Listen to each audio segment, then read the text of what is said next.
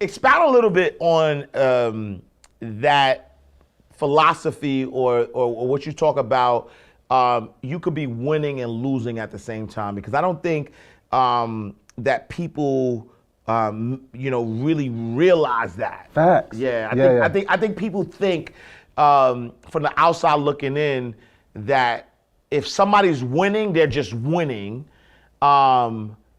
And if they're losing, they're just losing. Yeah. But you could be both. You could be winning and losing at the same time. Yeah.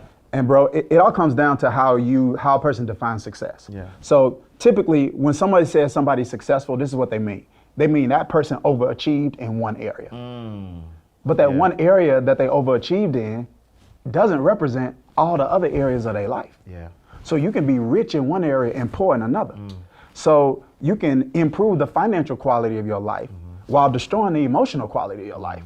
Or you can improve the emotional quality of your life while destroying the financial quality of your life. Yeah. And so for me, my philosophy is we don't have to choose this or that. It can be this and that. You just have to learn the right way and take the right steps to actually get you there. Yeah. And I feel like that's kind of that was my experience in my own personal life. So that kind of philosophy came from my experience, bro. I'm gonna tell you this story. So this was 2014, it's October, I'll never forget. So from most people's perspective, they would say I was winning. I mean, traveling and speaking literally in different parts of the world, had signed my first book deal, finishing doctoral work. I mean, things just going well. Bro, one morning I woke up, I never experienced this before in my life. I woke up sweating like crazy. Heart palpitating like it was beating out of my chest. Wow. Tremors, like hands and body shaking. And I couldn't stop it. And literally in my mind, I could not gather a coherent thought. It was like I was spaced out. If you would have asked me my name, I couldn't have told you. Wow. So I'm in almost like this trance for like a couple of minutes. My wife doesn't know what's going on. She like, what's happening? And then all of a sudden, after a few minutes, it kind of subsided. So what we did is, obviously we had a conversation with somebody that we knew, like, yo, this just happened. What was going on? And as I talked through them with it, they was like, yo, I think you just had an anxiety attack. I was like, anxiety attack? I've never had anxiety. Right. I don't have anxiety. Like, what do you mean anxiety attack? And she's like, well, you under some stress? I was like, nah. Everything going well. I'm winning. And then they started asking me what was going on. And then I started explaining it to them. And after that moment, I knew I had to take some steps, and I knew I needed two things. Like, yo, I need a therapist for my past. I need a coach for my future. Oh, that's good. Got me? Oh, that's good. Yeah. That's good. Yeah, and we did some digging, and what we saw, bro, I was winning and losing at the same time. Wow. Yeah. Because I was getting rich in one area, but I was getting poor in another. And so when I deal with, and when I'm talking to, when I'm coaching leaders and entrepreneurs, I can't tell you how often that's the case. Yeah. And people on the outside looking, and they're admiring and desiring what they see, not realizing what people are dealing with on the back end, those things they don't see. Man, and I love that, because that puts it in so much perspective, because I think that there is this misconception that if you just made more money, if you were, if you got a coach, if you were rich on this side of life, then everything else just fixed itself. Talk a little bit about that, the need to, deal with the past, right? Because, I know for me in my life, I've been at situations where, I thought that, I've overcome, certain, pieces of my life, but then I realized that it shows up in different ways because I never really addressed them, right? Like I just kind of like was like, oh, I don't like that. I'm gonna run over here, and I'm gonna get so busy over here that this thing is gonna go away. But that thing was just waiting. Like it's like I see you, but go ahead. You know what I'm saying? So talk a little bit about that the importance of kind of closing out a chapter. Yeah, for sure, bro. Here's the thing. Jim Rohn puts it this way. He said, whatever you build is going to rise or fall to the level of your own development. Got me? So I think it's important for people to wrap their head around that. You can't build bigger than you. Because at some point, whatever you build is going to come back down to the level of your own development. This is the way I say it. More of anything mean more of everything. Got me? To whomsoever much is given, much is required. More of anything mean more of everything. So there's some stuff that we want kind of on the front side, not realizing there's stuff that comes with that on the back side. So when you get more influence, you're going to get more haters. You get a promotion, it's going to be more pressure. Right? You get more money, it's going to be bigger. It's more money, it's going to be more problems. Like there's a backside, bro, to every blessing. And so it's your own development and your growth as a person that gives you the shoulders that are big enough to carry what you're trying to build. And some people's dreams are bigger than their shoulders. And so my job, my calling, my assignment is not just to help people with their dream, but to help people with their shoulders, so that you become the kind of person that can do the kind of things that you're dreaming to do. And part of that is this. Part of that, Socrates put it this way. He said, whoever fails to look within will always go without.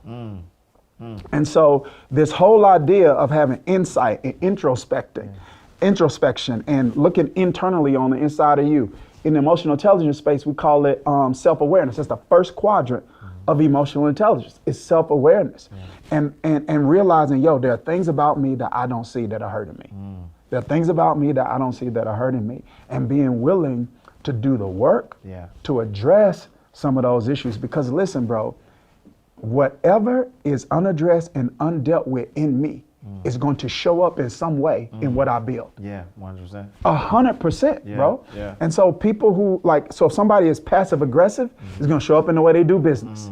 If somebody's a people pleaser, it's going to show up in the way that they do business. If somebody's hypersensitive, it's going to show up in the way that they do business, right? If somebody's got imposter syndrome, it's going to determine whether or not they're going to execute on their dreams. And so there are people that are watching this right now, bro, that have tablets, iPads, computers full of notes that they can't execute.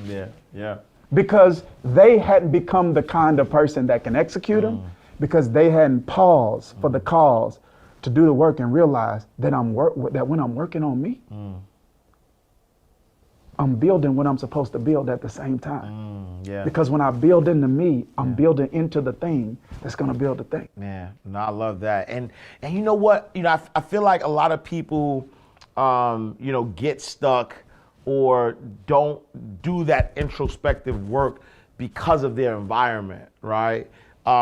Specifically, a lot of people might be in a relationship that they shouldn't be in. They're around, friends and family who are not supportive of them. They feel like if they elevate to a certain level, it's going to change who they are, and the people who they want to be around is not around.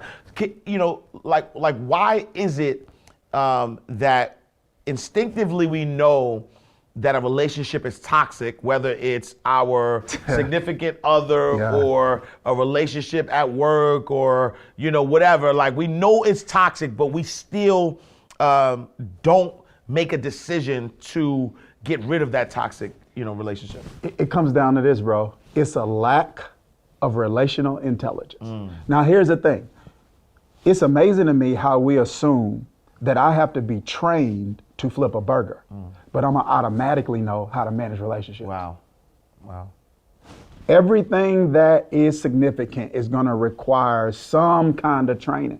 And so for me, this is what I believe is like 4 kind of intelligences that a person needs to succeed in life. Just 4. If they get these 4 and they can master these 4, they're gonna experience holistic success, not just overachievement in one area, but balanced achievement in the areas that matter, right? You can have some sense and some sense, right. You know what I mean? So one is like spiritual intelligence, like a person needs that. So they need to be connected to something greater than them. There's some decisions in life that are great decisions. They ain't black or white. They ain't good or bad. They better or best. Should I move? Should I stay? Should we stay together? Should we break up? Should I expand? Should I scale? Should I not? It's not black and white. It's gray. So for gray, you need to be connected to something that's bigger than you, so that you got more than 5 senses. You got a 6th sense. So that's spiritual intelligence. The second one is emotional intelligence, the ability to recognize and monitor and manage my emotions. The third is leadership intelligence, which we'll talk about a little bit later, but the one you're talking about now is relational intelligence. And that's the ability to define and align my relationship. This is what it means, bro. This is what I believe. This is my philosophy.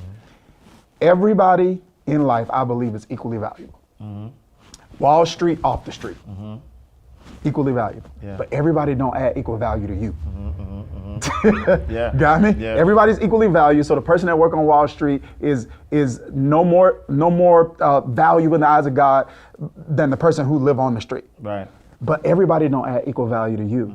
And if you don't know how to define and align your relationships, you'll wake up one day, you'll get to the end of your life and you'll say, the people that mean the most to me got the least from me. You understand what I'm saying? Yeah. And so I think when a person recognizes that I got a responsibility, that I can't do life right and do relationships wrong, I got a responsibility to steward my relational life well. Because as my relationships go, my life go. Yeah. You know, whenever my life got better, whenever I experienced a quantum leap, somebody came into my life that needed to come in, or somebody went out of my life that needed to go out. And so when you see it that way, I think it gives people the courage to make a move they know they need to make. You mentioned toxicity.